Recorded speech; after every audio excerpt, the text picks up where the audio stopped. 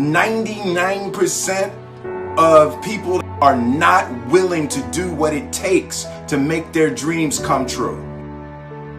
The Marines have a saying, everybody wants to go to heaven, but nobody wants to die. And that's just real. At the center of bringing any dream into fruition is self-discipline. You know, something as simple as food and eating. It's not about your body as much as it is about your mind. It's getting command of your mind to be able to choose actions that are in your own best interest.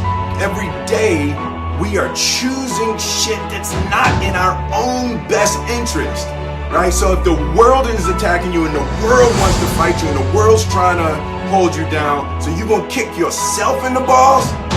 So you gonna stop yourself from getting what you dream. Self-discipline is the center of all material success. You cannot win the war against the world if you can't win the war against your own mind.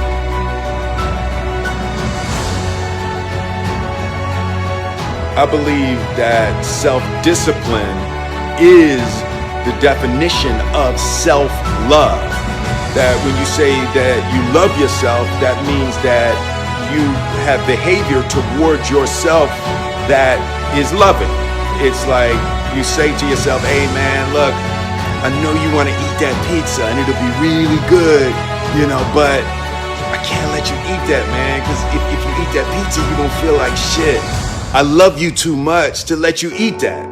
And I think the word discipline has kind of gotten a bad name. We think about it in terms of punishment. I'm not talking about discipline in that way. I'm talking about discipline in the sense that you forego immediate pleasure for the exchange of long-term self-respect. Self-love is when you say to yourself, I know you and that girl got a real connection. I know y'all vibe, but that's your girl's cousin. So I love you too much to let you do that. Self-love is, hey, look, I know you got a test on Monday, you know, and I know you really want to go out with your friends. It's Saturday night, you want to go out, but if you fail that test, you're not going to feel good about yourself. You know, I love you too much to let you go out tonight. Self-discipline is self-love. If you want to be happy, you have to love yourself, which means you have to discipline your behavior. The road to sustained happiness is through disciplining your behavior.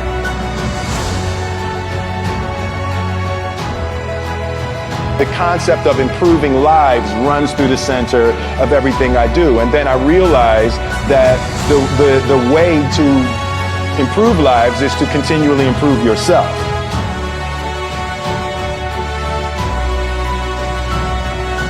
Fail early, fail often, fail forward. You know, it's always a little bit frustrating to me when people have a negative relationship with failure.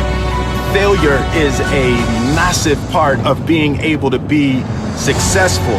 You have to get comfortable with failure. You have to actually seek failure. Failure is where all of the lessons are. You know, when you go to the gym and you work out, you're actually seeking failure. You want to take your muscles to the point where you get to failure, because that's where the adaptation is. That's where growth is.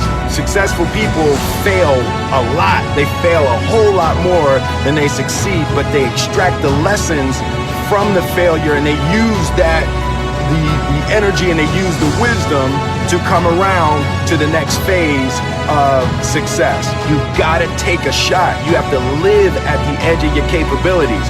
You gotta live where you're almost certain you're gonna fail. That's the reason for practice. Practice is controlled failure. You're getting to your limit, getting to your limit, getting to your limit. You can't lift that, you can't do that, until you get to the point that all of a sudden your body makes the adjustment and then you can do it. Failure actually helps you to recognize the areas where you need to evolve. So fail early, fail often, fail forward.